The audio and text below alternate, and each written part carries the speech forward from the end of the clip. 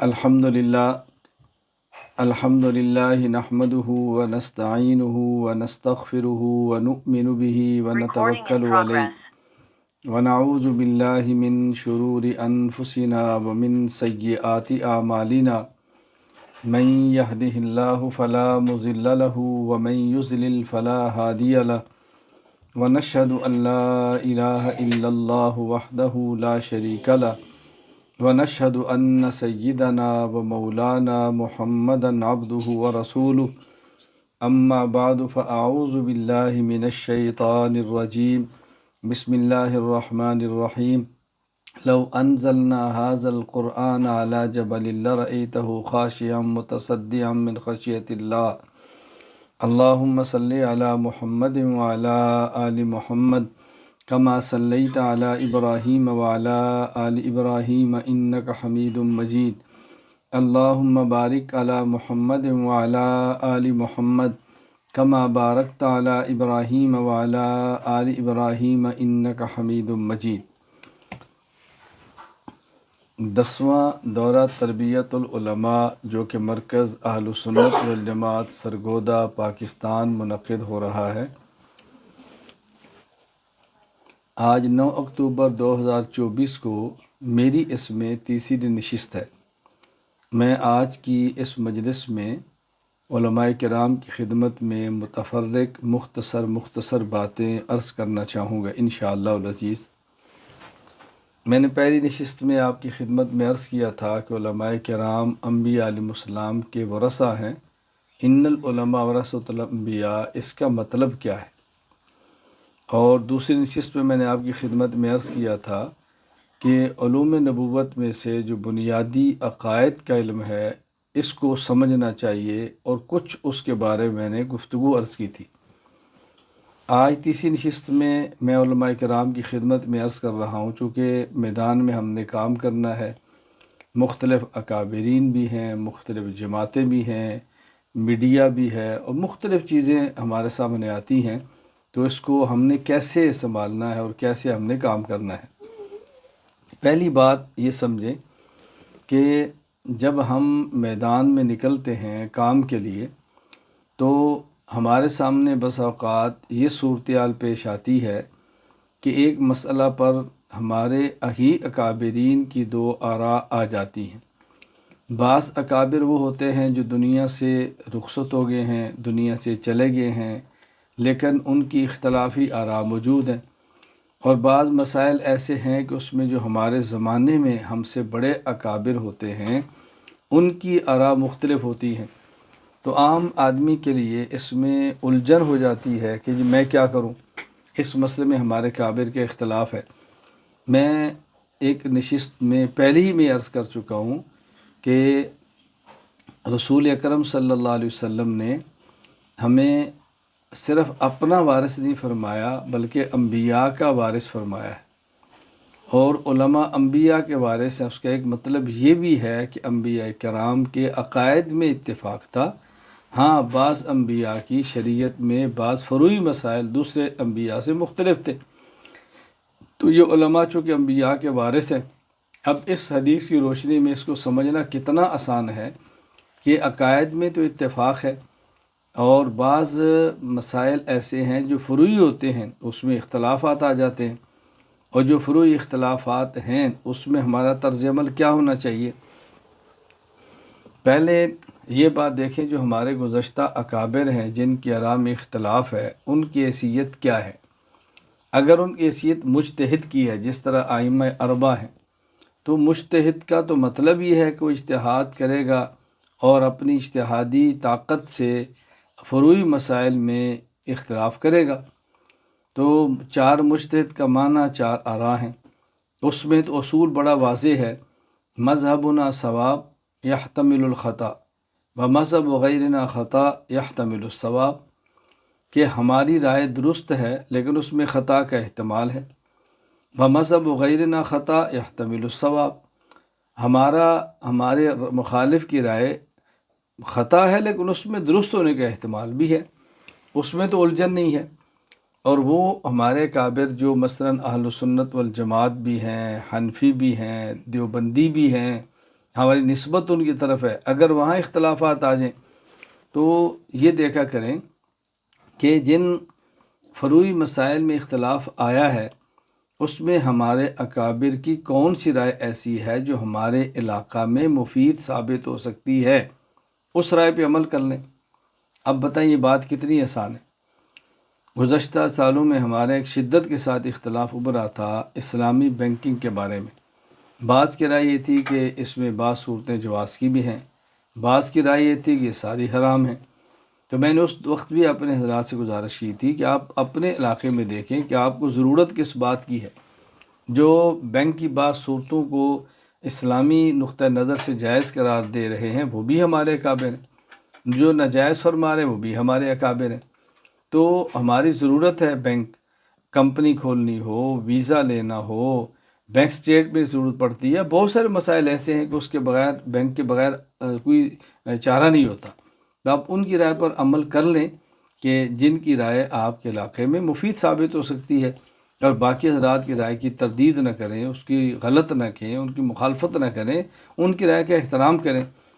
آج بھی ہمارے اکابر اگر کسی مسئلہ پر دو رائے آ جائیں ان کی، تو جن کے ساتھ آپ کا تعلق ہے، آپ وہاں پڑھے ہیں، آپ کا اصلاحی تعلق ہے، آپ ان کے ساتھ مل کے کام کر رہے ہیں، آپ ان کی رائے کو لے لیں اور بقیہ حضرات کی رائے کا احترام کریں، لیکن رائے کو قبول نہ کریں۔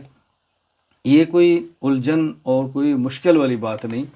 اگر اس طرز عمل کو اختیار کریں گے تو انشاءاللہ کبھی بھی الجھن نہیں ہوگی۔ اور جن کے ساتھ آپ کی وابستگی ہوئی ہے، آپ ان کی رائے کو دوسروں کی رائے پر مسلط نہ کریں، کیونکہ میں دیکھتا ہوں ہمارے بسا اوقات ایسے ہوتا ہے کہ ہمارے بعض حضرات جن نے وہاں پڑھا ہے یا ان کے اپنے شیخ ہوتے ہیں یا جن کے ساتھ مل کر وہ کام کر رہے ہوتے ہیں، ان کی رائے کو دوسروں پر مسلط کرتا ہے۔ بھی ہمارے حضرت کی رائے یہ ہے، ہمارے حضرت یہ فرماتے ہیں، ہمارے امیر صاحب کو یہ فیصلہ ہے، تو ٹھیک ہے، ان کی رائے، ہم ان کی رائے کا احترام کرتے ہیں، لیکن جس طرح آپ ہمارے کسی بڑے کی رائے کو قبول کرنے کے لیے تیار نہیں ہیں، تو آپ ہمارے اوپر اپنی رائے کو آپ مسلط کیوں کرتے ہیں؟ یہ کتنی آسان سی بات ہے۔ میں ہمیشہ پوری دنیا میں یہ بات کہہ رہا ہوں، بھئی جب میں کسی پر اپنی رائے مسلط نہیں کرتا تو آپ اپنی رائے میرے اوپر مسلط کیوں کرتے ہیں؟ جس رائے کو آپ بہتر سمجھتے آپ کام فرما رہے ہیں، جس رائے کو میں بہتر سمجھ پر میں کام کر رہا ہوں۔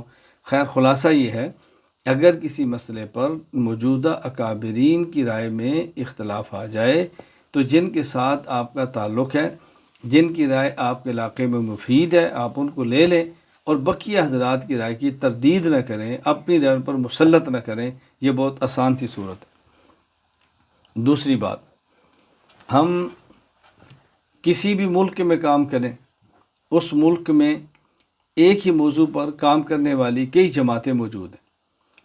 ہم جس ملک میں ہیں اور جس ملک میں بھی ہم رہتے ہیں، وہ اپنے اسلامی ممالک ہیں تب یا وہ غیر اسلامی ممالک ہیں تب، ہر ملک میں تقریباً ایک ہی موضوع پر کام کرنے والی کئی جماعتیں ہوتی ہیں۔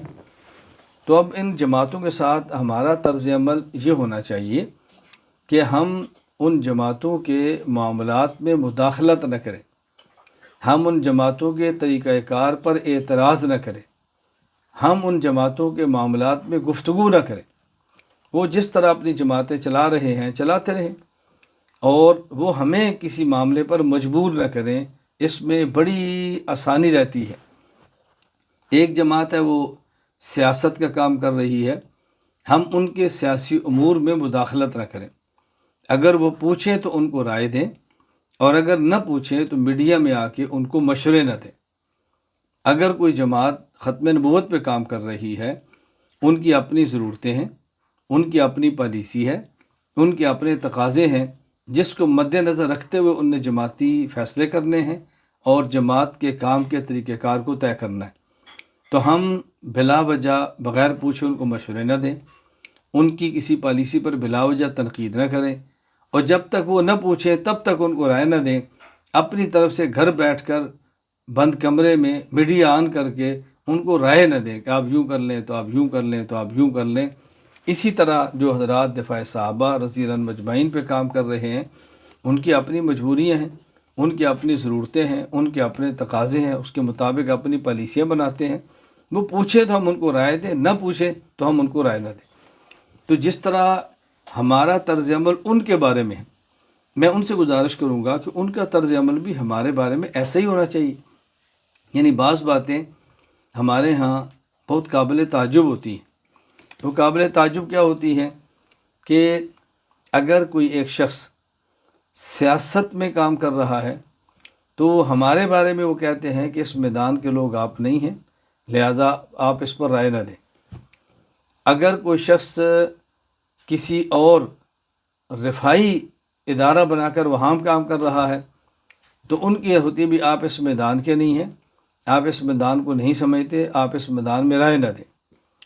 اگر کوئی تعلیم کے اعتبار سے بورڈ بنا کر کام کر رہا ہے تو وہ ہمیں یہ کہ بھئی ہم اس میدان کے ہیں، ہم عرصہ دراز سے کام کر رہے ہیں، آپ اس کو نہیں سمجھتے، آپ کا میدان نہیں ہے۔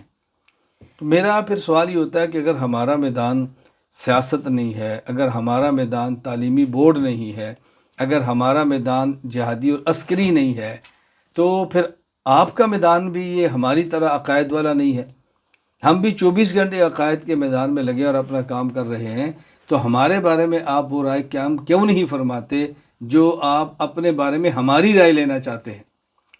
اپنے بارے میں آپ ہم سے توقع رکھتے ہیں کہ ہم اس میدان میں خاموش رہیں کہ ہمارا میدان نہیں ہے، لیکن ہمارے میدان میں آپ نے ضرور مشورہ دینا ہوتا ہے، ضرور مداخلت کرنی ہوتی ہے، ضرور اس پہ تنقید کرنی ہوتی ہے۔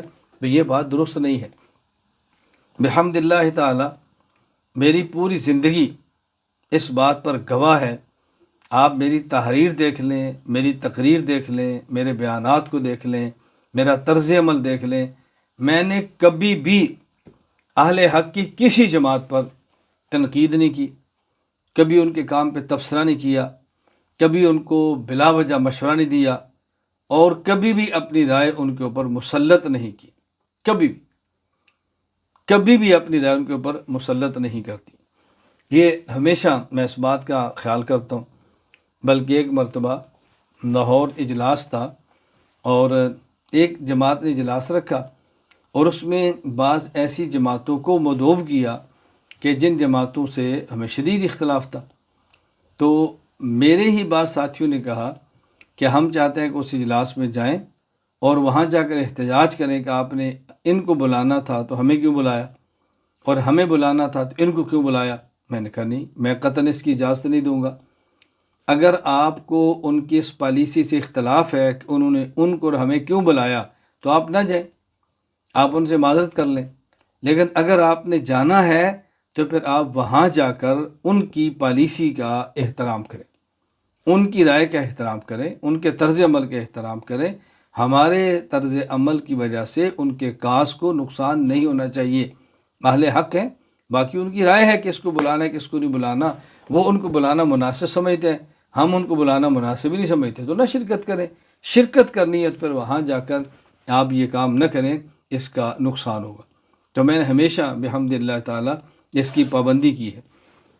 اگر کوئی جماعت آپ کو اپنے سٹیج پر بلائے بات کرنے کے لیے، تو اگر اس جماعت کے عنوان پر آپ گفتگو کرنے کی صلاحیت رکھتے ہیں یا گفتگو کرنے کا حوصلہ رکھتے ہیں تو آپ جائیں اور ان کے کاز کے مطابق گفتگو کریں۔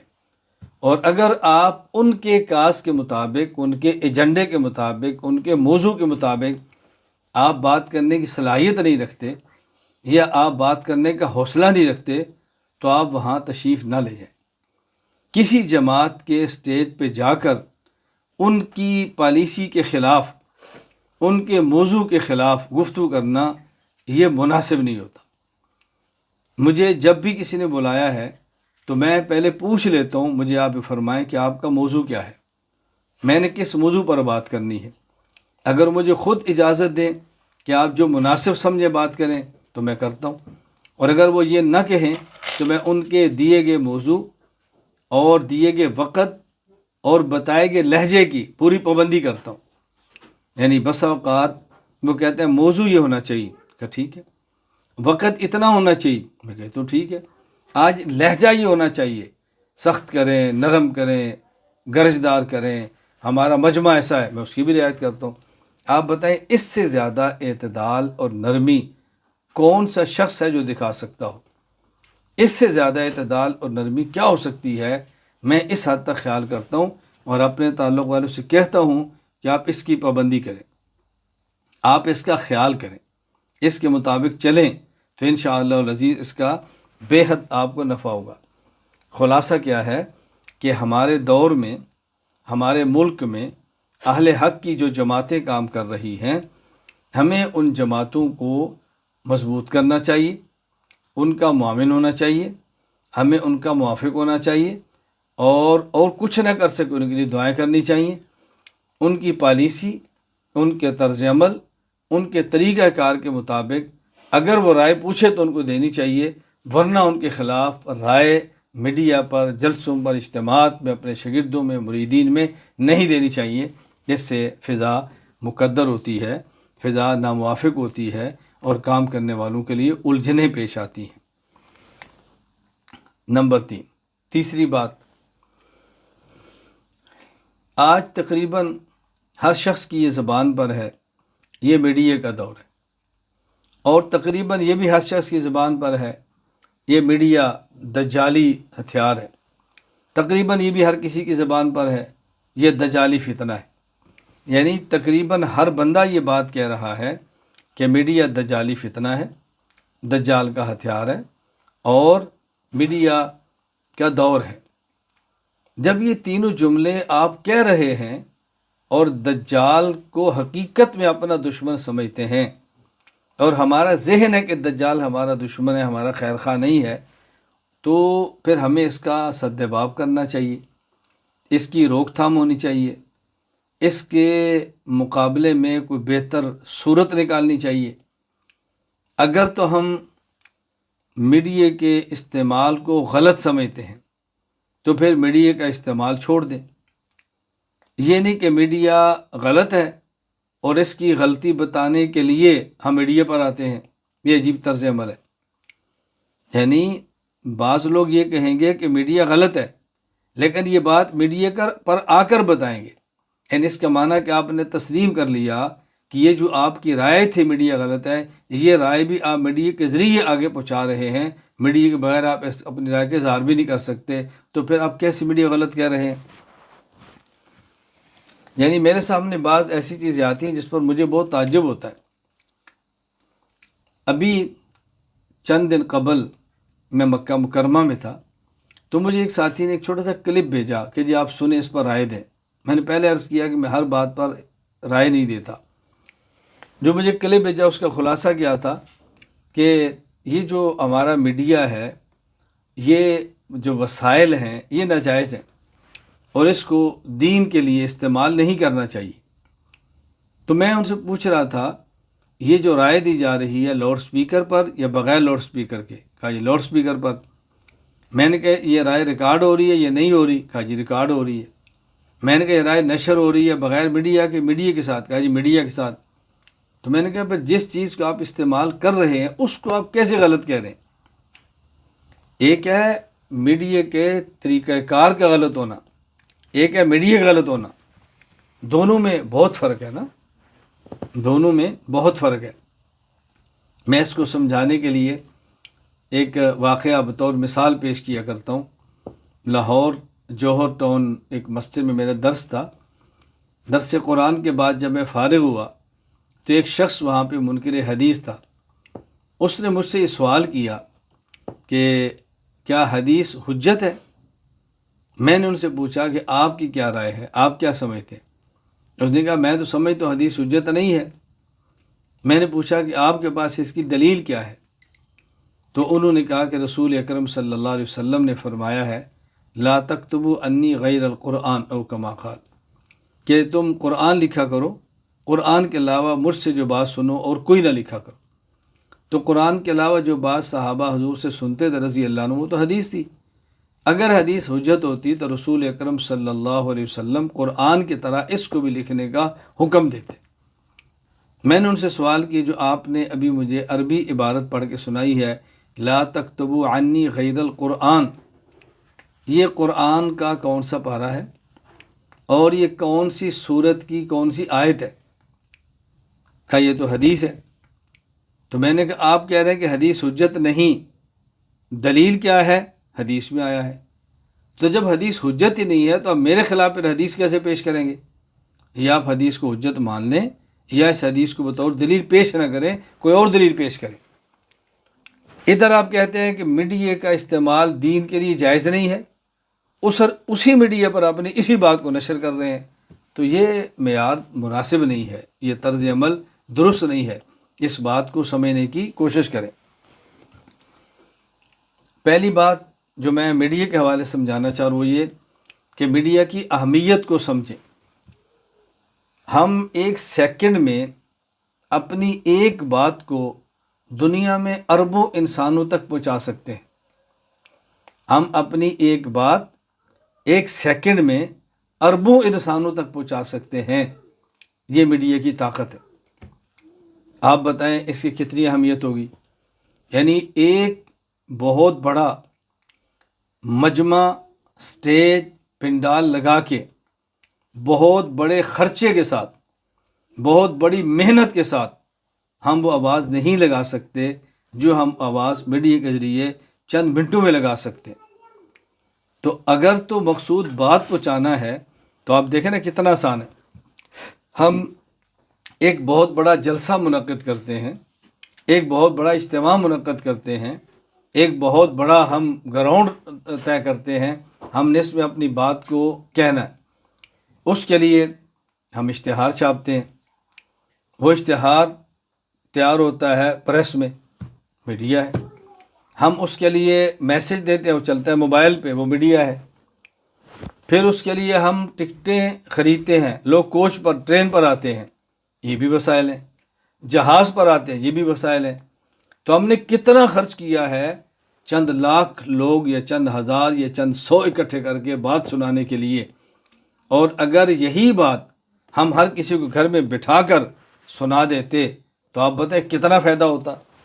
اس کا معنی ہرگز یہ نہیں ہے کہ میں کوئی اجتماعات کا مخالف ہوں، نہیں، وہ ایک طاقت ہے، وہ ایک طریقہ ہے، اس کے اپنے فوائد ہیں، اس میں کوئی اشکال نہیں ہے۔ میں گزارش کر رہا ہوں کہ ہمارا بہت بڑا انسانیت کا طبقہ ایسا ہے کہ جو ہمارے جلسوں میں یا ہمارے اداروں میں یا ہمارے اجتماعات میں نہیں آتا یا نہیں آنا چاہتا، اور اس کے لیے دین کو سمجھنے کا اس کے نزدیک ایک ہی ذریعہ ہے، وہ ہے میڈیا۔ اگر اس میڈیا پر ہم نہیں بیٹھے ہوں گے تو آپ اندازہ کریں اس کے دین کا کیا بنے گا، وہ کن کو سنے گا، وہ کہاں جائے گا، اس کے عقیدے کا کیا بنے گا، اس کے اعمال کا کیا بنے گا۔ تو میڈیا کی اہمیت کا انکار نہیں کیا جا سکتا، میڈیا کی طاقت کا انکار نہیں کیا جا سکتا۔ میڈیا ایک سبب ہے اور اس سبب کا انکار نہیں کیا جا سکتا۔ پہلی بات یہ سمجھیں کہ میڈیا کی اہمیت کتنی ہے۔ دنیا آن لائن حکومتیں چلا رہی ہیں، دنیا آن لائن یونیورسٹیاں چلا رہی ہیں، دنیا آن لائن کالجز چلا رہی ہیں، دنیا آن لائن اپنے سیاحتی ویزے اور پتہ نہیں کیا کچھ کر رہی ہے۔ آج آپ دیکھیں عمرے پر آپ جانا چاہتے ہیں، گھر بیٹھے آپ کو ویزا ملتا ہے آن لائن۔ آپ حج پر جانا چاہتے ہیں، گھر بیٹھے آپ کو ویزا ملتا ہے آن لائن۔ آپ کا کھانا تیار ہو جاتا ہے، بک ہو جاتا ہے، ہوٹل بک ہو جاتا ہے، گاڑی بک ہو جاتی ہے گھر بیٹھے۔ تو یہ سارا کچھ دنیا کے لیے استعمال ہو رہا ہے، تو ہم اس کو دین کے لیے استعمال کیوں نہ کریں۔ ایک بات یہ سمجھیں کہ میڈیا کی اہمیت کتنی ہے، میڈیا کی طاقت کتنی ہے، اس میں تو کوئی انکار ہی نہیں ہے۔ یہ بحث ضرور ہونی چاہیے کہ میڈیا کو استعمال کیسے کرنا ہے، میڈیا کا استعمال غلط نہ ہو، میڈیا کا استعمال ناجائز نہ ہو، میڈیا کا استعمال غیر ضروری نہ ہو، میڈیا کا استعمال اپنی ذاتی شہرت کے لیے نہ ہو، اپنی عزت کے لیے نہ ہو، ناجائز طریقے پر مال کے حصول کے لیے نہ ہو۔ یہ بات ٹھیک ہے، اس میں کوئی حرج کی بات نہیں ہے، اس پہ بات کرنی چاہیے۔ میں ہمیشہ اس دور میں بطور مثال کے احناف میڈیا کو پیش کیا کرتا ہوں۔ آپ میری گفتگو سن لیں، احناف میڈیا کو دیکھ لیں، آپ محسوس فرمائیں گے کہ ہم نے کس طرح اپنے موضوع اور اپنے کاس کے مطابق میڈیا کو استعمال کیا ہے۔ کوئی اس میں فضول بات نہیں ہے، کوئی اس میں لغو بات نہیں ہے، کوئی اس میں بیہودہ بات نہیں ہے، اور کوئی اپنے بیانات کی اپلوڈنگ پر میں نے پابندی نہیں لگائی۔ میں نے اپنے نام سے کوئی ایسا چینل نہیں بنایا کہ اگر کوئی شخص میرے بیان کو اپنے چینل پر اپلوڈ کرے تو میں اس کو سٹرائک ماروں، میں اس پر پابندی لگواؤں، میں اس کے چینل کو بند کرواؤں۔ قطعاً ایسا نہیں ہے۔ ہر کسی کو میں نے حق دیا ہوا ہے، آپ میرے بیان کو اپلوڈ کر سکتے ہیں۔ میری جتنی کتب ہیں PDF کی صورت میں موجود ہے، آپ اس کو نشر کر سکتے ہیں۔ دنیا میں کوئی مکتبہ میری کتاب کو نشر کرتا ہے، میں اس سے کتاب کے حق یعنی اس کے بدلے میں کوئی معاوضہ نہیں لیتا، کچھ بھی نہیں لیتا۔ تو ہم نے تو یوں میڈیا کام کیا ہوا ہے، آپ میرے بیان نشر کریں، آپ چینل پر میرے بیان اپلوڈ کریں، آپ میری کتاب میری بغیر اجازت کے چھاپ لیں، بس تبدیلی نہ کریں، آپ میری PDF کو عام کر دیں، کوئی پابندی نہیں ہے۔ میں تو میڈیا کو یوں استعمال کر رہا ہوں۔ آپ یقین فرمائیں گے، مجھے بعض ان حضرات نے جو میڈیا پر موجود ہیں، ان کے شخصی چینل ہیں اور کئی لاکھ روپیہ ماہانہ وہ اس چینل سے کماتے ہیں، مجھے مشورہ دیا براہ راست بیٹھ کر کہ آپ ہماری طرح چینل بناؤ، آپ ہر کسی کو بیان اپلوڈ نہ کرنے دو، آپ کو اتنے لاکھ روپیہ ماہانہ گھر بیٹھے مل سکتے ہیں، آپ کے مالی مسائل ختم ہو جائیں گے۔ میں نے کہا آپ کی رائے ہے، میں آپ کی رائے کی قدر کرتا ہوں، لیکن میں اس رائے کو قبول نہیں کرتا۔ مجھے میرا اللہ میری ضرورت کے مطابق اس کے بغیر بھی دے رہا ہے، میرا اللہ مجھے میری ضرورت کے مطابق اس کے بغیر بھی دے رہا ہے۔ میں نے آج تک نہ اپنی کتاب کے چھاپنے پر پابندی لگائی، نہ اپنے بیان کے نشر کرنے پر پابندی لگائی، میں نے کبھی بھی اس پر پابندی نہیں لگائی۔ ہم دیکھو میڈیا کس انداز میں استعمال کر رہے ہیں، میں بھی تو استعمال کر رہا ہوں، اور میں اشتہارات کے ذریعے میڈیا سے کمائی نہیں کرتا، اشتہارات کے ذریعے پیسے نہیں کماتا۔ یوٹیوب کو کھلی ہم نے اجازت نہیں دی کہ ہمارے میڈیا پر جو چاہے اشتہار لگیں، وہ ٹیکنیکل چیزیں ہیں جو مجھ سے بہتر آپ سمجھتے ہیں، وہ مجھ سے بہتر آپ سمجھتے ہیں۔ میں خیر عرض کر رہا ہوں کہ میڈیا کی اہمیت کو بھی سمجھیں، میڈیا کی افادیت کو بھی سمجھیں، میڈیا کی طاقت کو بھی سمجھیں، لیکن میڈیا کا استعمال درست کریں، ذاتیات کے لیے نہ کریں، اپنے دنیاوی اغراض کے لیے نہ کریں، اور دین کو بیچنے کے لیے نہ کریں، فحاشی اور بے حیائی پھیلانے کے لیے نہ کریں، بلا وجہ کسی پر غیر ضروری اور ناجائز تنقید کے لیے استعمال نہ کریں، اللہ کی رضا کے لیے کریں، لوجہ اللہ کریں۔ اس کا بے حد فائدہ ہوتا ہے۔ میں کس انداز میں آپ کو سمجھاؤں، اللہ کرے میں اپنا درد آپ کو سمجھا سکوں کہ اس کی ضرورت کتنی ہے۔ ابھی خود دیکھیں، آپ دنیا کے کئی ممالک میں بیٹھ کر جو میری گفتگو سن رہے ہیں، تو یہ آپ آن لائن سن رہے ہیں، میڈیا پر سن رہے ہیں۔ میں نے تو بحمد اللہ تعالی کئی افراد کی زندگیاں بدلتی دیکھی ہیں، کئی افراد کی زندگیاں جو مجھ سے کبھی نہیں ملے، صرف انہیں ہمارے بیانات سنے ہیں، زندگیاں بدلی ہیں۔ مردوں نے داڑھیاں رکھی ہیں، خواتین نے پردہ کیا ہے، مردوں اور خواتین نے اپنی قضائے نمازیں یعنی کئی سال کی نمازیں پڑھی ہیں، اپنے مرحوم والدین کے فدیے دیے ہیں، اور بہت بڑی تعداد میں فدیے دے رہے ہیں۔ زندگیاں تبدیل ہو گئی ان کی اس میڈیا پر ہمارے بیانات کی وجہ سے۔ کوئی میرے بیانات سے خراب ہوا ہو تو مجھے آپ متنبہ کریں کہ فلاں بندہ آپ کی بیان سے بگڑ گیا ہے، آپ کی میڈیا سے تبدیل ہو گیا ہے، وہ یوں ہو گیا، وہ یہ ہو گیا، آپ بتائیں۔ ہم میڈیا پر اپنے رواج کو، اپنی شرعی چیزوں کو، ہم اپنی مسنون زندگیوں کو، ہم ان چیزوں کو منظر عام پر لائیں نا۔ ہمارے وہ اکابر جن کو میڈیا سے تکلیف ہوتی ہے، ان کو میڈیا سے نہیں ہوتی، ان کو ہمارے طرز عمل سے ہوتی ہے، ہماری خطابت سے نہیں ہوتی، ہمارے خطابت کے لہجے سے ہوتی ہے، ہماری گفتگو سے نہیں، ہماری طرز گفتگو سے ہوتی ہے، ہمارے عقائد کو بیان کرنے سے نہیں، ہمارے نجی اور ہمارے شرارتی مزاج سے ہوتی ہے۔ ورنہ ہمارے اکابر جو ہم سے بڑے ہیں وہ ہمیں کیوں منع کریں گے، وہ کیوں ہمیں روکیں گے، کیوں ہمارے سر پہ ہاتھ نہیں رکھیں گے؟ ایسا نہیں ہو سکتا۔ ہمیں اپنی زندگی پر غور کرنا چاہیے کہ ہمارے اندر کیا خامی ہے۔ میں مختصر لفظوں میں عرض کیا کرتا ہوں کہ دیکھو، یہ میڈیا دجالی ہتھیار یہ بنایا گیا ہے اسلام کو ختم کرنے کے لیے۔ ہم نے اسی کو پلٹنا ہے کفر کو ختم کرنے اور اسلام کی نشر و اشاعت کے لیے۔ ہم اس میں کتنا کامیاب ہوتے ہیں یہ اللہ جانتا ہے، لیکن ہم محنت کرنے کے پابند ہیں اور وہ ہم انشاءاللہ العزیز کرتے رہیں گے۔ یہ ہماری ذمہ داری ہے کہ ہم محنت کرتے رہیں۔ چوتھی بات، ہم جس وقت سے گزر رہے ہیں، ہم جس دور سے گزر رہے ہیں، اس دور اور اس وقت میں پیش آنے والے حالات حاضرہ کا ادراک ضروری ہے، حالات سے آگاہی ضروری ہے۔ دنیا میں کیا ہو رہا ہے ہمیں معلوم ہونا چاہیے۔ میری بات توجہ سمجھیں، حالات کا ادراک کریں، حالات پہ نظر رکھیں۔ دنیا میں کیا ہو رہا ہے آپ کے علم میں ہونا چاہیے، لیکن ہر موضوع پر بولنا نہیں چاہیے۔ ہم یہ سمجھتے ہیں کہ جو کلپ آیا میں نے اس کا جواب دینا ہے، جو کلپ آیا میں نے اس پہ تبصرہ کرنا ہے، دنیا میں جو بھی کرنٹ ایشو ہے میں نے اس کو چھیڑنا ہے۔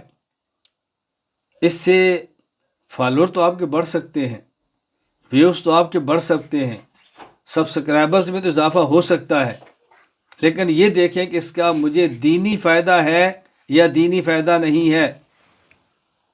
یہ کئی بار سوچا کریں، اس موضوع پر میں رائے دینے کا اہل ہوں، اس شخصیت پر تنقید کا میں اہل ہوں، اس شخصیت کی بات کو دلیل کے ساتھ میں رد کرنے کے لائق ہوں، تو بات ٹھیک ہے۔ ہر بات پہ رائے نہ دیا کریں، ہر موضوع پر، ہر ایشو پر، ہر عنوان پر رائے دینے سے کبھی دینی نقصان بھی ہوتا ہے اور دین کے ساتھ اپنا ذاتی نقصان بھی ہوتا ہے۔ ہر بات پہ رائے زنی نہ کریں، جو آپ کا میدان ہی نہیں ہے، جو آپ کی فیلڈ ہی نہیں ہے، جو آپ کے دائرہ کار سے باہر ہے، جس موضوع پر آپ کی دسترس کمزور ہے، آپ اس پہ کیوں بیان دیتے ہیں؟ جنگ انسائی کا موقع کیوں کراتے ہیں؟ بلا وجہ بدنامی کا ذریعہ کیوں بنتے ہیں؟ اس کا بہت زیادہ خیال رکھیں۔ میں علماء کرام سے بڑے ادب سے، بڑی لجاجت سے التماس اور گزارش کرتا ہوں کہ حالات حاضرہ کا ادراک ہونا چاہیے، حالات پہ نظر ہونی چاہیے، لیکن تمام حالات میں ہر بندہ بولے یہ مناسب نہیں ہے۔ میں اس کو سمجھانے کے لیے بڑی ایک آسان سی بات کہتا ہوں۔ جو بندہ جس فیلڈ کا ہوتا ہے، بس اوقات وہ چھوٹی سی بات کرتا ہے اور بہت بڑی خبر بنتی ہے، اور جو بندہ اس فیلڈ کا نہیں ہوتا وہ بہت بڑی بات کرتا ہے اور چھوٹی سی خبر بھی نہیں بنتی۔ تو کیا فائدہ ہوا پھر؟ کیا فائدہ ہوا؟ جو لوگ جس فیلڈ کے ہیں اس میں انہی کو رائے دینی چاہیے، اور ہم اس کی رائے کو آگے نقل کریں، ہم ان کی رائے کو مضبوط کریں، ہم ان کے ساتھ کھڑے ہوں۔ ہر بندے کا ہر موضوع پر رائے دینا یہ ضروری نہیں ہے۔ علماء کرام اس کو بات توجہ سے سمجھ لیں اور اب اس بات کو اہمیت دیں۔ پانچویں بات، مقاصد اور ذرائع، ان میں فرق سمجھیں۔ مقصد اور ذریعہ، ان میں فرق سمجھیں۔ ایک ہمارا مقصد کیا ہے، ایک اس مقصد کے لیے وسیلہ کیا ہے، دو باتوں میں فرق ہے۔ دین کی اشاعت یہ ہمارا مقصد ہے، اس دین کی اشاعت کے لیے قلم یہ وسیلہ ہے، اس کے لیے کاغذ یہ وسیلہ ہے، اس کے لیے ہماری درسگاہ یہ ہمارا وسیلہ ہے۔ اصل مقصود وہ دین کی اشاعت ہے، باقی اس کے ذرائع اور وسائل ہیں۔ ذرائع اور وسائل ہر دور میں بدلتے رہتے ہیں، مقصد نہیں بدلا کرتا۔ وسائل اور ذرائع بدلتے رہتے ہیں، مقصد نہیں بدلتا۔ ایک وقت تھا کہ کوئی شخص بیت اللہ حج یا عمرہ کے لیے جائے، وہ پیدل جاتا، وہ گھوڑے پر، خچر پر، اونٹ پر، گدھے پر سوار ہو کے جاتا۔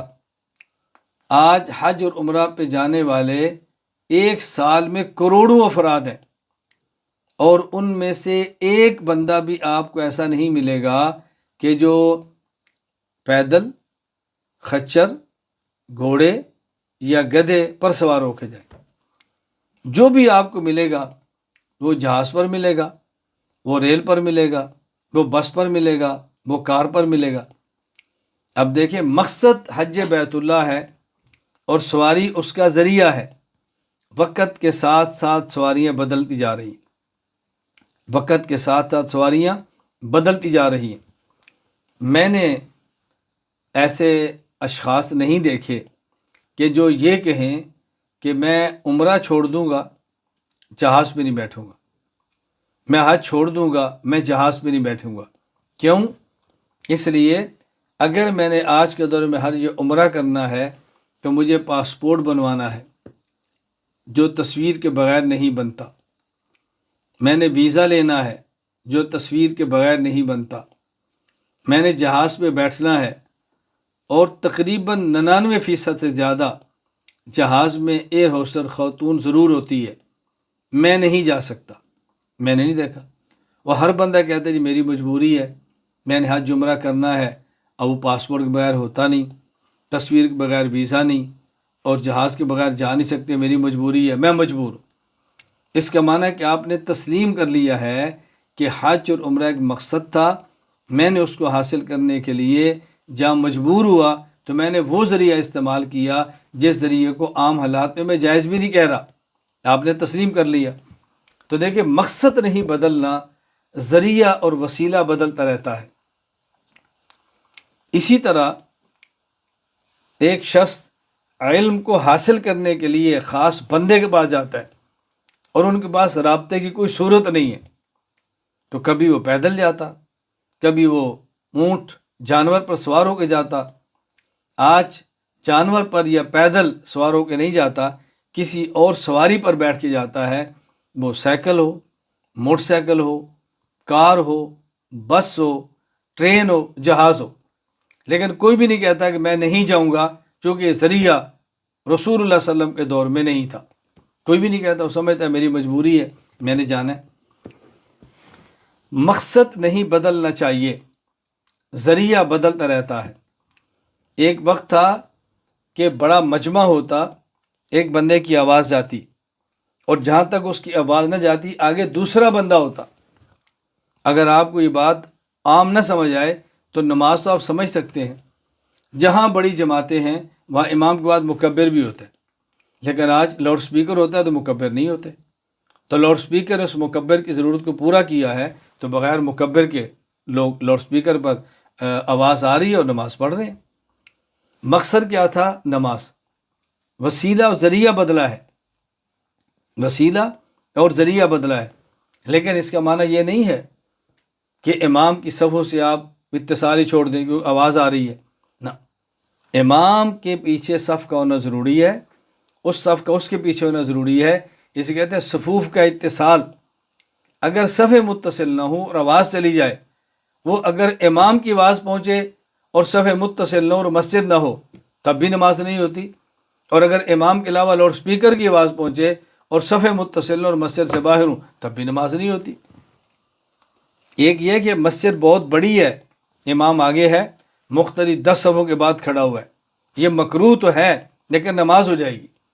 اور ایک یہ کہ مسجد سے باہر کھڑا ہوا ہے، امام اور مختلف کے درمیان بہت فاصلہ ہے، تو اس کی نماز نہیں ہوتی۔ آج بہت ساری جگہوں پر دیکھا جاتا ہے کہ لاؤڈ سپیکر کی آواز پہ لوگ نماز پڑھ رہتے ہیں۔ تو میں آپ عرض کروں، دیکھیں، جہاں ذریعہ ناجائز ہو رہا ہے ہم کہہ رہے ہیں ناجائز ہے، جہاں ذریعے سے مقصد فوت ہو رہا ہے ہم کہتے ہیں ٹھیک نہیں ہے، جہاں مقصد فوت نہیں ہوتا اور ذریعے سے کام ہوتا ہے وہاں ٹھیک ہے۔ یعنی امام موجود ہے، امام کے پیچھے ایک صف ہے، دوسری ہے، صفوف کا اتصال ہے، لیکن آواز نہیں جا رہی۔ تو پہلے آواز مکبر کے ذریعے جاتی تھی، اب آواز لاؤڈ سپیکر کے ذریعے جا رہی، اور چونکہ جماعت میں صفوف کا اتصال شرط ہے، اگر صفوف کا اتصال نہیں ہو رہا، اب آواز جا بھی رہی ہے تو نماز نہیں ہوگی، کیونکہ مقصد ہی فوت ہو گیا نا۔ مقصد تو نماز ہے اور باجماعت ہے، باجماعت کا معنی صفوف میں اتصال ہے۔ اگر صفوف میں اتصال نہیں ہے تو یہ جماعت کون سی ہے؟ یہ تو انفرادی نماز ہے، آپ نے اس کو اکٹھے کا نام دے دیا ہے، یہ کون سی اجتماعی اکٹھی نماز ہوگی؟ مقصد اور وسیلہ ذریعہ، اس میں فرق سمجھیں۔ اسی طرح دین کو بیان کرنا ہمارا مقصد ہے۔ اس کا ایک ذریعہ کتاب ہے، اس کا ایک ذریعہ زبان ہے، اس کا ایک ذریعہ آج کے دور میں انٹرنیٹ ہے، آج کے دور میں آن لائن ہے۔ یہ سب اس کے ذرائع ہیں۔ ذرائع ٹھیک استعمال کریں تو کوئی حرج کی بات نہیں ہے۔ اور میں ایک مرتبہ سعودی عرب خبر میں تھا، اور ایک نوجوان کو میں سمجھا رہا تھا کہ آپ آن لائن ہمارے عالم کورس میں شرکت کریں۔ اس کا اشکال یہ تھا کہ نہیں، دین تو وہی ہے اور طریقہ بھی وہی ہے جو رسول اللہ صلی اللہ علیہ وسلم نے دیا۔ نہ دین بدل سکتا ہے، نہ طریقہ بدل سکتا ہے۔ رسول اکرم صلی اللہ علیہ وسلم کا دین پڑھانے کا طریقہ آپ نے صحابہ کو پڑھایا، صحابہ رضی اللہ عنہم نے تابعین کو پڑھایا، تابعین علیہم الرحمہ نے اتباع تابعین کو پڑھایا، اتباع تابعین علیہم الرحمہ نے آگے لوگوں کو پڑھایا۔ یہی طرز ہے۔ تو دین نہیں بدلتا اور طریقہ دین بھی نہیں بدلتا۔ تو میں نے پوچھا کہ خبر سے اگر حج عمرہ پر جانا ہو تو دین ہے؟ کیا جی دین ہے۔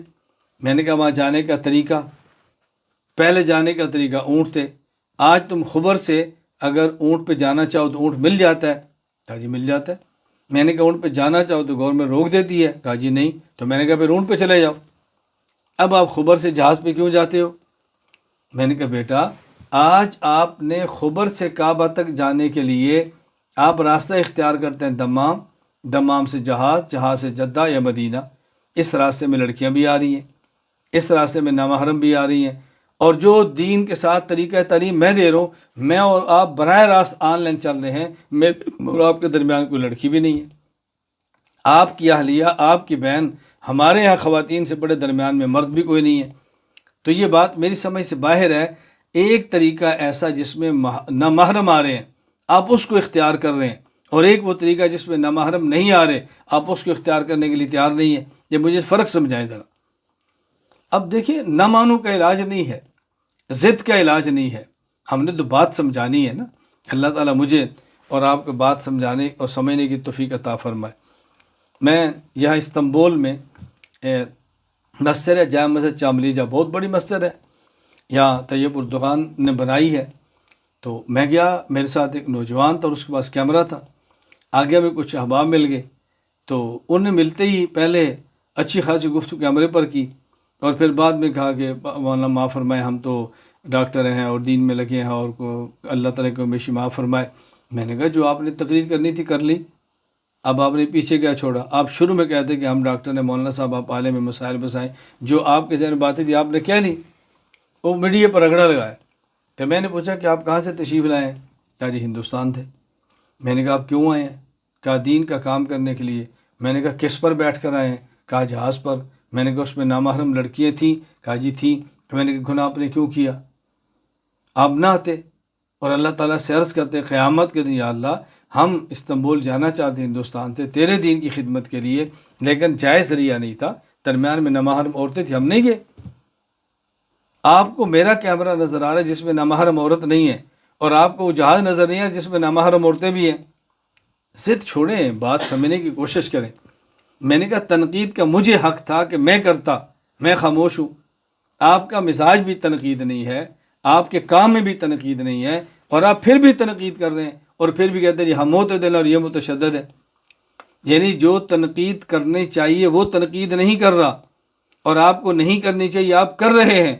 آپ معتدل اور میں متشدد ہیں۔ اللہ کے لیے چھوڑیں ان باتوں کو، بات سمجھنے کی کوشش کریں۔ میں نے آپ کو عزت دی ہے، احترام دی، آپ کو ملا ہوں، آئیں کھانا کھائیں، پانی پئیں۔ اللہ تعالیٰ مجھے بھی دین کی خدمت کی توفیق دے، اللہ آپ کو بھی دین کی خدمت کی توفیق عطا فرمائے۔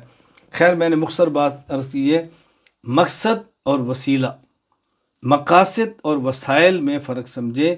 مقاصد میں تبدیلی نہیں آنی چاہیے، وسائل وقت کے ساتھ ساتھ بدلتے رہتے ہیں۔ مقاصد نہیں بدلتے، وسائل بدلتے ہیں۔ ہاں یہ ضروری ہے کہ وسائل ناجائز نہ ہوں، وسائل جائز ہوں، اور جہاں ضرورت پڑ جائے، کوئی گنجائش، کوئی چارہ نہ ہو اس کے بغیر، تو وہاں بقدر ضرورت ہو، بقدر ضرورت۔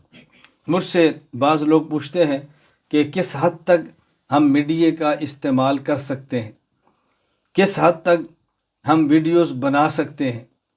تو میں مختصر لفظوں میں جواب یہ دیتا ہوں کہ آپ بوقت ضرورت بقدر ضرورت میڈیا استعمال کریں، بوقت ضرورت بقدر ضرورت میڈیا استعمال کریں، بوقت ضرورت بقدر ضرورت اپنی ویڈیو کو عام کریں۔ بس اس سے آسان ترین گفتگو میں کیا آپ کی خدمت میں عرض کروں، اللہ میں بات سمجھنے کی توفیق عطا فرمائے۔ چھٹی بات سمجھیں، ہم اللہ تعالیٰ سے دنیا میں بھی کامیابی چاہتے ہیں اور اللہ تعالیٰ سے آخرت میں بھی کامیابی چاہتے ہیں۔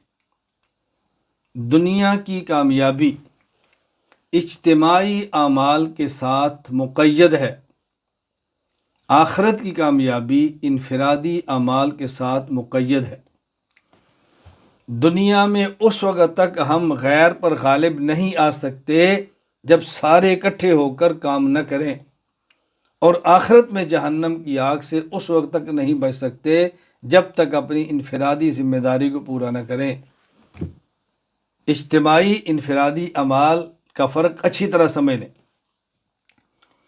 دنیا میں غالب آنے کے لیے، ذلت سے بچنے کے لیے ضروری ہے کہ ہم اجتماعیت کے ساتھ کام کریں، لیکن آخرت میں جہنم کے عذاب سے بچنے کے لیے اجتماعیت ہی نہیں، انفرادی اعمال پر توجہ دینا ضروری ہے۔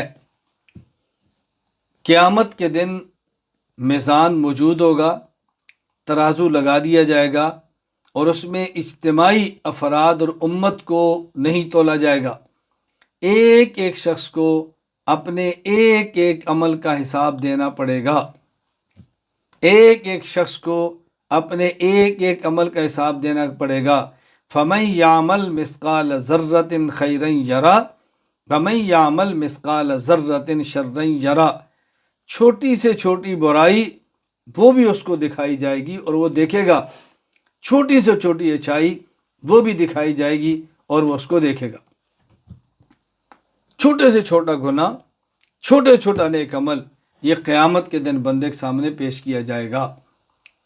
دنیا میں غالب آنے کے لیے اجتماعیت شرط ہے، انفرادیت سے کچھ نہیں ہوگا۔ یعنی اگر ایک بستی ہے اور ایک بستی میں ایک ہی شخص ہے اور وہ اعلاء کلمۃ اللہ کے لیے میدان میں نکلتا ہے اور باقی سارے غیر اور دین دشمن ہیں، یہ نکلا ہے، یہ غالب نہیں آ سکتا، جام شہادت نوش کر جائے گا۔ تو دنیا میں غالب آنے کے لیے ضروری تھا کہ سارے اس کے ساتھ ہوتے، لیکن یہ دنیا میں غالب نہیں آیا، موت کے بعد جہنم کی آگ سے بچ جائے گا کہ یا اللہ میرے اختیار میں میری ذات تھی، میرے اختیار میں میرا مال تھا، میرے اختیار میں میرا وجود تھا، میں نے وہ لگا دیا ہے۔ دنیا میں کامیابی تب ملے گی جب سارے کھڑے ہوں گے، اور آخرت میں کامیابی سارے کی کھڑے ہونے شرط نہیں ہے، انفرادی عمال کے ساتھ ہے۔ اس سے کیا ثابت ہوا؟ میں بات کیا سمجھانا چاہتا ہوں، ہر آدمی اپنی ذمہ داری کا احساس کرے، اس کا انتظار نہ کرے کہ میں اکیلا کیا کروں، باقی میرا ساتھ نہیں دیتے، میں اکیلا کیا کر سکتا ہوں، میرے اختیار میں کیا ہے۔ اکیلے ہیں تو کریں، باقی آپ کا ساتھ دیں گے تو آپ غالب ہو جائیں گے، باقی ساتھ نہیں دیں گے، اکیلے کام کریں گے تو جہنم کی آگ سے بچ جائیں گے۔ دنیا میں غالب آنے کے لیے اجتماعیت شرط ہے، اور آخرت کے عذاب سے بچنے کے لیے انفرادی اپنے اپنے اعمال شرط ہیں۔ میں اگر اس موقع پر یہ آپ کی خدمت میں عرض کر دوں تو شاید مناسب ہو اور آپ کے لیے ماننا مشکل ہو کہ جب میں نے عقائد پر کام شروع کیا ہے اور اعتدال اور دلائل کے ساتھ رد فرق باطلہ پر کام کیا ہے، تو میں تنہا تھا، گاؤں میں تھا، بغیر اسباب وسائل کے تھا اور مشکلات کے اندر تھا، میں نے کام کیا۔ میں نے کسی کا سہارا نہیں لیا، کسی فرد کا، کسی جماعت کا، کسی سرمایہ دار کا، کسی کا سہارا نہیں لیا۔ کوشش پوری کی ہے میری پشت پہ آئیں، کوشش پوری کی ہے لوگ میرے ساتھ جڑیں، کوشش پوری کی ہے میرے ساتھ رہیں۔ میں نے جس حد تک ممکن تھا، لیکن تنہا میں نکلا ہوں، اور میرے اوپر ایک بات سوار تھی اعصاب پر کہ میں نے اس کام کو اپنے گاؤں میں، اپنے شہر میں، اپنے صوبے میں، اپنے ملک میں، اپنے بر اعظم میں نہیں، پوری دنیا میں لے کر جانا ہے۔ جو میرے اختیار میں تھا میں نے کیا ہے، جو اسباب میرے پاس تھے میں نے لگا دیے، جو وسائل میرے بس میں تھے میں نے لگا دیے۔ اس کے بعد میں نے اللہ سے دعا کی ہے، محنت کی ہے، دوڑا ہوں کہ اللہ اس کو پوری دنیا میں عام کر دے۔ آج آپ دیکھ رہے ہیں پوری دنیا میں کتنا کام کیا ہے کہ میں اس سے آسان لفظوں میں کوئی بات شاید نہ سمجھا سکوں کہ میں نے کئی بار کہا مجھے دنیا میں ایک شخص ایسا بتایا جائے، اردو جانتا ہو، مذہب سے دلچسپی رکھتا ہو، اور اس کے پاس کیمرہ، موبائل کیمرے والا ہو، اور اس کے موبائل کے اندر میں نہ ہوں۔ اس سے آسان بات میں کیا کہہ سکتا ہوں؟ کوئی اردو نہیں جانتا، اس کا میں کیا کروں؟ اردو جانتا ہے، اس کو مذہب سے دلچسپی نہیں ہے، اس کا میں کیا کروں؟ مذہب سے دلچسپی بھی ہے اور اس کے موبائل میں کیمرہ نہیں، اس کا میں کیا کروں؟ کوئی شخص اردو جانتا ہو، مذہب سے دلچسپی ہو اور موبائل میں کیمرہ ہو، اور پھر وہ کہے میں نے اس بندے کو نہیں سنا، یہ بہت مشکل ہے۔ اب اندازہ فرمائیں کس قسم پرسی میں، کن مشکلات پہ میں نے کام شروع کیا ہے۔ آپ کے لیے ان مشکلات کا سہنا تو دور کی بات، شاید سننا بھی آپ کے بس میں نہ ہو۔ آپ یقین بھی کرنے کے لیے تیار نہیں ہوں گے کہ اس دور میں ایسے بھی ہو سکتا ہے۔ لیکن الحمدللہ میرے اللہ کا بہت بڑا کرم ہے، مشکلات بھی ختم ہو گئی ہیں، پریشانیاں بھی ختم ہو گئی ہیں۔ اللہ نے اپنے فضل و کرم سے کام کا دائرہ بھی پوری دنیا کے اندر عام کر دی ہے۔ ہر اس شخص کو جس نے کسی حد تک میرے ساتھ جتنا بھی تعاون کیا ہے، میں ان کے لیے حرم کعبہ میں بیت اللہ کے طواف کے درمیان دعائیں مانگتا ہوں کہ اللہ ان کو اپنی شان کے مطابق تو اجر عطا فرما۔ ساتویں بات، علماء کرام سے میں گزارش کروں گا اپنا دائرہ متعین کریں۔ دنیا میں کام کرنا ہے تو اپنا دائرہ متعین کریں۔ اگر کوئی کام کرنا ہے، راہ راست پہ رہنا ہے، فتنوں سے بچنا ہے، اپنے آپ کو محفوظ رکھنا ہے، عافیت کے ساتھ دین کی خدمت کرنی ہے، تو پھر اپنا دائرہ متعین کریں۔ دائرہ متعین کرنے کی میں تفصیل خود کرتا ہوں تاکہ آپ کو تفصیل کرنی نہ پڑے اور آپ کو الجھن نہ پیش آئے۔ نمبر 1، سننے کا دائرہ۔ آپ نے کس کو سننا ہے؟ ہر کسی کو نہ سنیں۔ بسا اوقات بندہ عقائد پہ کام کرنا شروع کرتا ہے اور اپنے عقائد اپنوں کو سنے بغیر، پختہ ہوئے بغیر دوسروں کو سنتا ہے۔ وہ شبہات ایسے مضبوط ہو جاتے ہیں کہ اس کو کھرچنا پھر اس کے اختیار میں نہیں ہوتا۔ اپنا سننے کا دائرہ متعین کریں کہ میں نے کس کو سننا ہے۔ اس وقت جتنی الجھنیں دنیا میں پیش آ رہی ہیں، وہ بہت زیادہ، ان الجھنوں کی بہت بڑی وجہ یہ ہے کہ لوگ ایک کو نہیں سنتے۔ تراویح کا عنوان آئے گا، چھوٹے چھوٹے کلپ سنتے رہیں گے۔ میں تراویح کے موقع پر کہتا ہوں بھائی آپ نے تراویح پر رمضان سے پہلے میرا 3 دن کا سبق سننا ہے۔ اس کے بعد 20 رکعت تراویح کے بارے میں کوئی آپ کو الجھن رہ جائے اور دور نہ ہو، پھر میں اس کا ذمہ دار۔ ایک بار سن لیں، ایک بار سن لیں۔ کتاب المحنت، اس پر آپ کو الجھنے ہیں۔ المحنت پر میرے تمام اسباق تفصیلاً سن لیں، پھر کوئی الجھن رہ جائے تو میں ذمہ دار ہوں۔ معیت ذاتیہ، معیت علمیہ، اللہ کی ذات یا اللہ کی صفات ہر جگہ پر ہے، اس پر میرا مفصل آپ بیان سن لیں کئی گھنٹے کا۔ اس کے بعد الجھن رہ جائے تو میں ذمہ دار ہوں۔ میں گزارش کروں کہ اپنے سننے کا دائرہ متعین کریں۔ ہمارے ساتھ ہوتا ہے لوگ سنتے کسی اور کو ہیں، جواب ہم سے لیتے ہیں، سنتے کسی اور کو ہیں، پھنستے ہیں تو اشکال ہم سے دور کراتے ہیں۔ میں آپ کو یہ نہیں کہتا کہ مجھے سنیں، میں کہتا ہوں جو میرے شاگرد اور میرے مرید ہیں وہ مجھے سنیں۔ سننے کا دائرہ متعین کریں، نمبر 1۔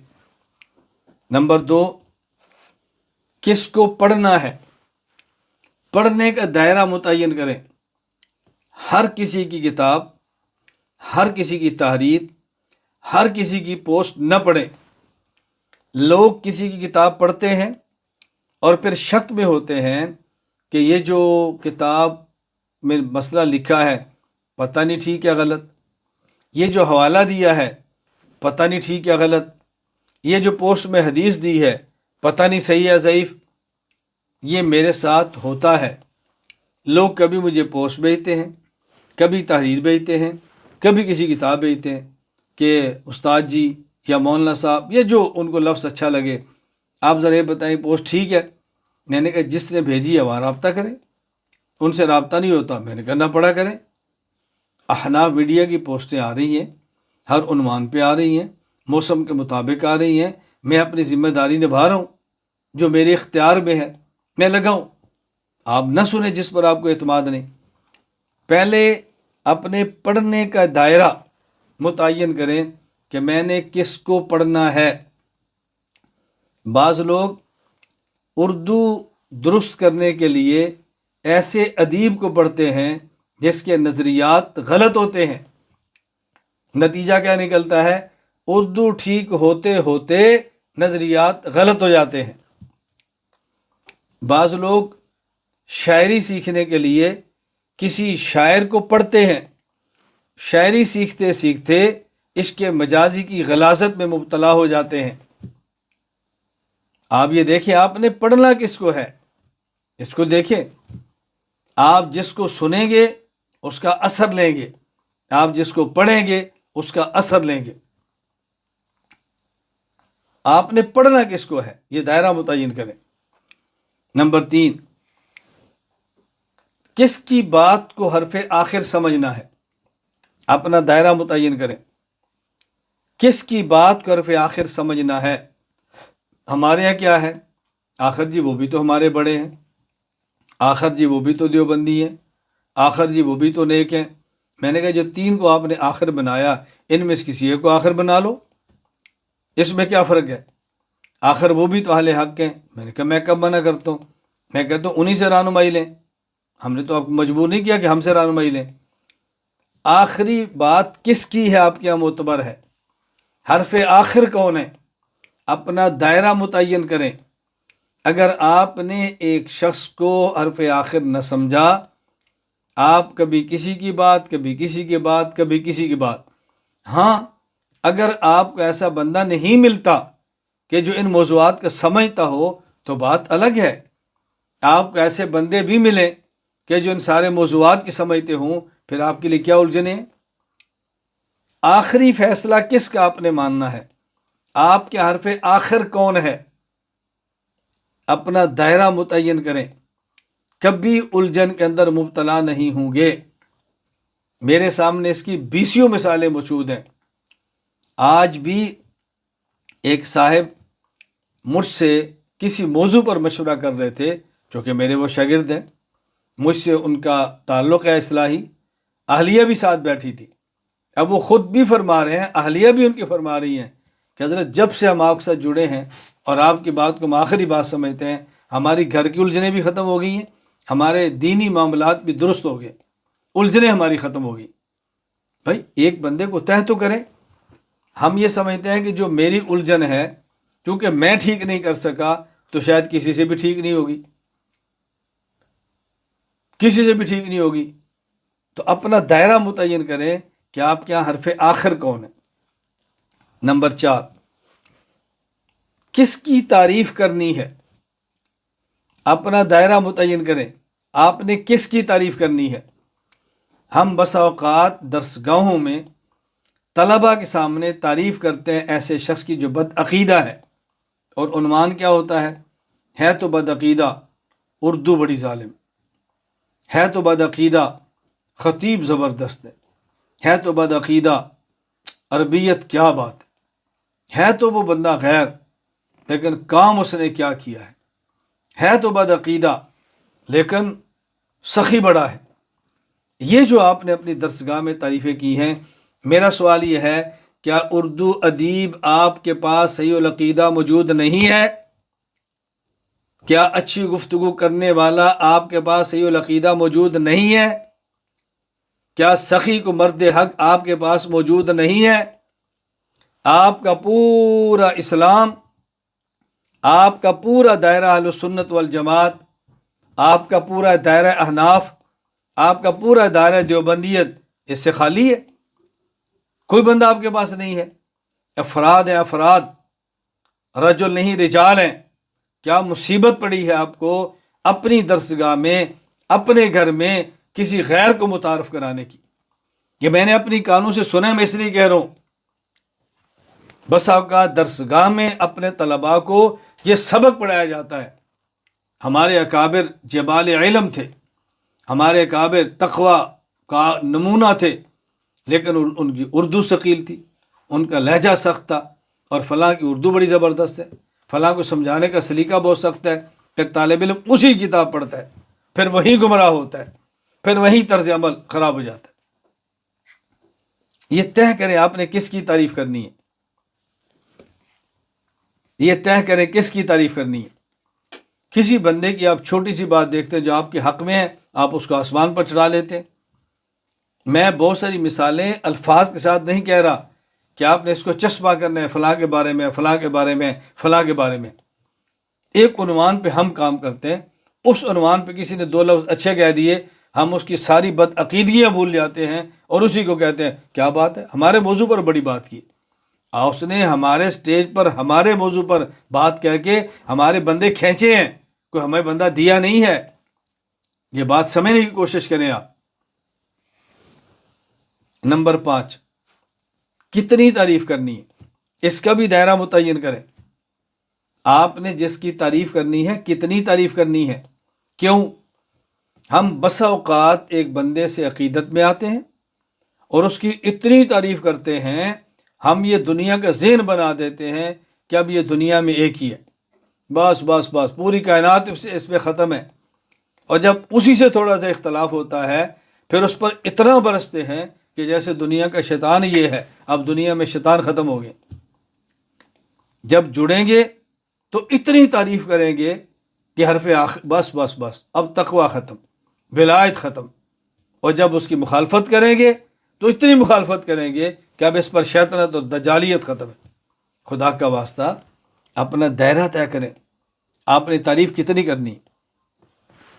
میں آج علماء کرام کو بھی کہتا ہوں، کئی بار اپنے شاگردوں کو کہہ چکا ہوں، اپنے مریدین کو کہہ چکا ہوں، میرے بارے میں ایک اصول یاد رکھ لیں، دنیا کا کوئی شخص میری ذات پر اعتراض کرے کہ آپ کے استاد یا آپ کے شیخ محمد الیاس گھمن نے کوئی بات غلط کی ہے یا اس کے کردار غلط ہے، یہ جرم اس نے کیا ہے، آپ بھڑکے مت، آپ غصے مت ہوں، آپ طیش میں مت آئیں۔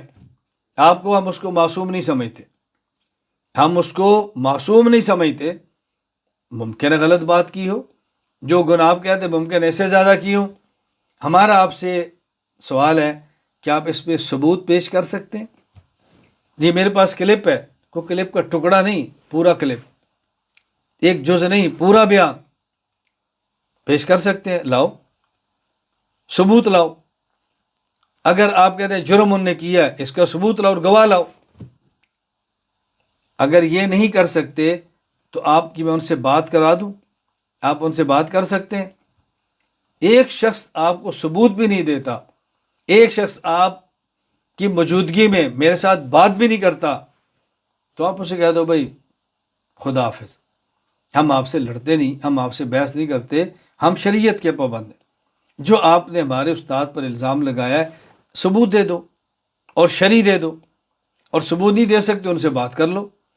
یہ میں آپ کو قسم اٹھا کر کو تو میں ہانس نہیں ہوں گا، میرے علم میں ایسے واقعات آتے ہیں، میں اسی شہر میں ہوتا ہوں، اسی ملک میں ہوتا ہوں، مجھ پہ الزام لگانے والا اسی ملک میں ہوتا ہے، میرا ہی شاگرد یا مرید ان کو کہتا ہے بھائی استاد جی آئے ہیں، آپ ان سے بات کر لیں، کہتے ہیں یہ بات نہیں کر سکتے، وہ متکلم ہیں، صاحب لسان ہیں۔ اس نے کہا ہم تو سنیں گے نا، چلیں آپ بات نہ کریں، آپ ثبوت دے دیں، ہم ثبوت ان کے سامنے پیش کر دیں گے۔ ثبوت بھی نہیں دیں گے، بات بھی نہیں کریں گے، اور اسی شہر میں رہ کر دوسری گلی میں بیٹھ کر میرے خلاف پروپیگنڈے بھی کریں گے۔ میں اپنے حضرات سے کہتا ہوں بھی ہم نے لڑنا نہیں، ہم نے جھگڑنا نہیں، ہم بتائیں گے کہ معتدل وہ ہیں یا ہم ہیں، اور آپ یقین فرمائیں گے، میں خدا گواہ ہے، قسم اٹھاؤں تو حانث نہیں ہوں گا، اور یہ بات کرنے والے بھی وہی ہوں گے جو خود کو معتدل کہتے ہیں، جو خود کو متقی کہتے ہیں، خود کو نہایت سمجھدار اور اچھے لوگ کہتے ہیں، اور ہمارے بارے میں پروپیگنڈا ہوتا ہے کہ یہ بندے ٹھیک نہیں، ہم اعتدال میں ہیں، بات بھی نہیں کرتے، گالی بھی نہیں دیتے، جواب بھی نہیں دیتے، تنقید بھی نہیں کرتے، خاموش رہتے ہیں۔ ہم کہتے ہیں یہ ثبوت دو یا ہم سے بات کرو۔ اپنا دائرہ متعین کریں کہ آپ نے تعریف کرنی ہے تو کتنی کرنی ہے۔ نمبر 6، اپنا دائرہ متعین کریں، اپنے شاگردوں، اپنے مریدوں، اپنی مسجد کے مقتدیوں، اپنے حلقہ کے افراد کو تعارف کس کا کرانا ہے۔ ہر کسی کا تعارف نہ کرایا کریں، جو بھی آپ کے شہر میں آئے جوڑ دیا، جو بھی آپ کے ملک میں آئے جوڑ دیا، جو بھی آپ کے گھر آئے کٹھا منڈی لگا دی۔ یہ سوچا کریں تعارف ہم نے کس کا کرانا ہے۔ ہم بس اوقات تعارف کرانے کے بعد پھنستے ہیں، پہلے تعارف کراتے ہیں، پہلے بیان کراتے ہیں، پہلے مجمع جوڑتے ہیں، پہلے ان کی تعریفوں کے پل باندھتے ہیں، اور پھر وہی جب اپنے نظریات کو چھیڑنا شروع کرتے ہیں تو پھر ہم کہتے ہیں ہم نے غلطی کی تھی، ہمیں اس کا تعارف نہیں کرانا چاہیے تھا۔ تو طے کریں کہ تعارف کس کا کرانا ہے، اپنا دائرہ متعین کریں، اپنی درسگاہ میں، اپنے مسجد میں، اپنے مریدوں میں، اپنے حلقے میں ہر کسی کا تعارف مت کرائیں۔ جس پر آپ کو 100% اطمینان ہے، آپ اس کی سابقہ زندگی دیکھ کر درجہ اسباب میں مستقبل کا فیصلہ کریں گے کہ جی آئیں تعارف کرائیں، ہر کسی کا تعارف مت کریں۔ نمبر 7، اپنا وزن کن کے ترازو میں رکھنا ہے۔ اپنا دائرہ متعین کریں، اپنا وزن کس کے ترازو میں رکھیں۔ میں 20 بار کہہ چکا ہوں، ہمارا وزن ایک چھٹانک ہو یا ہمارا وزن ایک من ہو، ہمارا وزن ایک چھٹانک ہو یا ہمارا وزن ایک من ہو، انشاءاللہ ثم انشاءاللہ یہ اہل حق کے ترازو کے اندر ہی رہے گا۔ اپنا وزن آپ نے کن کے ترازو میں رکھنا ہے۔ ہمارا وزن کوئی اہل باطل اپنے ترازو میں نہ رکھے، ہمارا وزن کوئی اہل باطل کے ترازو میں نہ آئے۔ اس کا معنی ہمارے لفظ سے کسی باطل کی تائید نہ ہو، ہمارے قول سے کسی باطل کی تائید نہ ہو، ہمارے جملے سے کسی باطل کی تائید نہ ہو، ہمارے طرز عمل سے کسی باطل کی تائید نہ ہو۔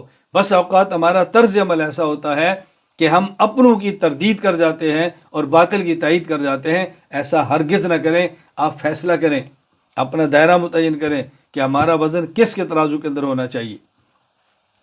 نمبر 8، اپنا دائرہ متعین کریں کہ آپ نے اپنی نسبت کن کی طرف کرنی ہے، اپنی نسبت آپ نے کیا کرنی ہے۔ ہم ہر آئے دن اپنی نسبتیں بدلتے رہتے ہیں اور چھوٹی نسبتیں کرتے رہتے ہیں۔ میرے اگر آپ مزاج کو دیکھیں گے، میں آپ کو اپنے مزاج کا پابند نہیں کر رہا، اور میں ان نسبتوں کی تردید بھی نہیں کر رہا، یہ بات یاد رکھنا۔ مثال کے طور پہ میں ہوں، اب مجھے جو خانقاہ میں سلسلے میں اجازت حاصل ہے، وہ سلسلہ چشتیہ سے بھی ہے، قادریہ سے بھی ہے، نقشبندیہ سے بھی ہے، سہروردیہ سے بھی ہے، حضرت مدنی رحمہ اللہ کے سلسلے سے بھی ہے، حضرت تھانوی سے بھی ہے، حضرت شیخ زکریا رحمہ اللہ کے سلسلے سے بھی ہے، حضرت مولانا علی میاں ندوی رحمہ اللہ کے سلسلے سے بھی ہے، کئی سلاسل سے۔ اب میں نسبت کون سی کروں؟ میں نے خانقاہ کو منسوب کس کی طرف کروں؟ میں نے اپنی خانقاہ کو پورے عالم میں خانقاہ حنفیہ کے نام سے موسوم کر دیا، خانقاہ حنفیہ رکھ دیا۔ کیوں؟ خانقاہ حنفیہ کا معنی ہم باطل سے تنگ ہیں اور حق کے ساتھ ہیں۔ ما کان ابراہیم یہودیم ولا نصرانیم ولکن کان حنیفا۔ حضرت ابراہیم علیہ السلام کے بارے میں قرآن صاف کہتا ہے، ما کان ابراہیم یہودیم ولا نصرانیہ، حضرت ابراہیم یہودی بھی نہیں، نصرانی بھی نہیں، حنیف ہے اور مسلم ہے۔ اوکے، میں ایک مدرسہ بنا رہا ہوں تو مجھے یہ فرمائیں کہ مجھ سے فارغ ہونے والے طلبہ، ان کی میں کیا نسبت رکھوں؟ میں نے کہا حنفی رکھ دو۔ اپنی نسبت کیا رکھنی ہے، آپ نے منسوب کو کس کی طرف کرنا ہے، اس کو طے کریں۔ مجھے بعض میرے شاگرد ہیں، انہوں نے کہا جی ہم اپنے ساتھ گھمن لکھ لیں۔ میں نے کہا گھمن تو میری قوم ہے، آپ اگر میری قوم کے ہیں تو لکھ لیں، اگر قوم نہیں ہے تو آپ گھمن کیوں لکھیں گے؟ میں نے کہا مناسب نہیں ہے۔ میں خیر عرض کر رہا ہوں، بات اچھی طرح سمجھیں کہ اپنی نسبت کا دائرہ متعین کریں کہ ہماری نسبت کیا ہونی چاہیے۔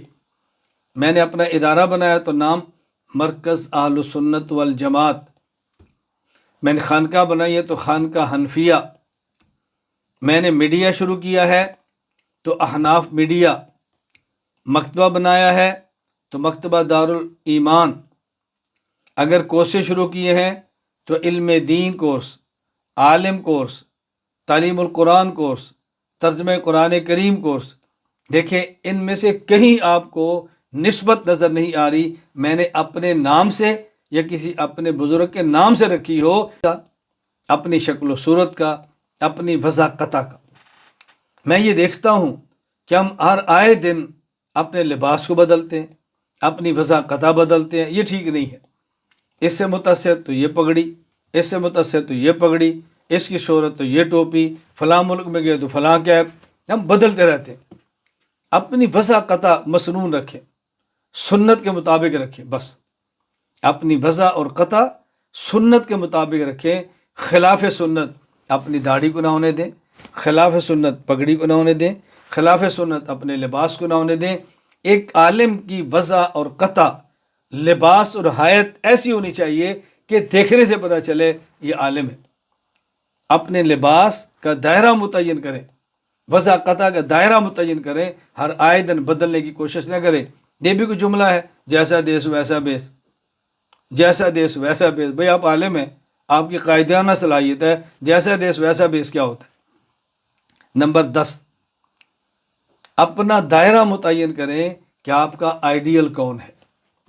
ایک شخص اپنا آئیڈیل متعین کریں، ہر آئے دن اپنا نمونہ تبدیل نہ کریں، ہر آئے دن اپنی پسندیدہ شخصیتیں تبدیل نہ کریں، استشارہ کریں، استخارہ کریں، سوچ سمجھ کر چلیں۔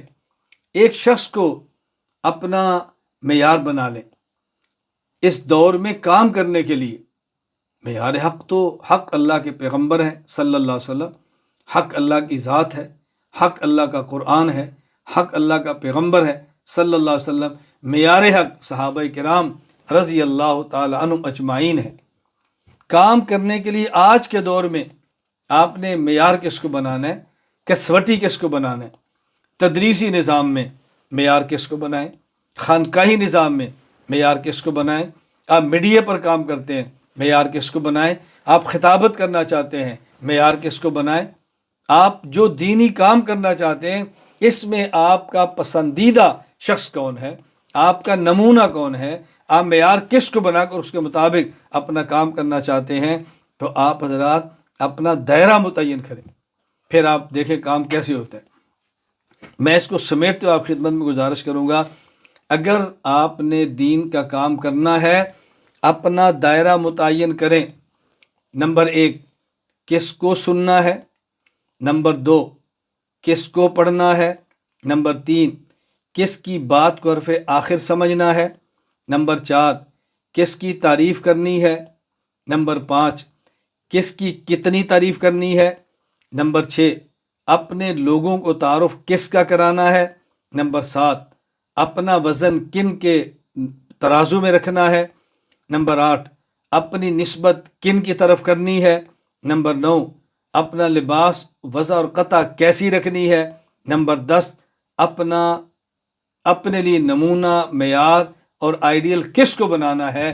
آپ یہ طے کریں اور پھر یہ دیکھیں دین کا کام کیسے ہوتا ہے، پھر یہ دیکھیں رکاوٹیں کیسے ٹوٹتی ہیں، پھر دیکھیں حکمت عملی کیسے بنتی ہے۔ اللہ تعالیٰ مجھے اور آپ سب کو دین کی مقبول خدمت کرنے کی توفیق عطا فرمائے۔ وآخر دعوانا ان الحمد للہ رب العالمین۔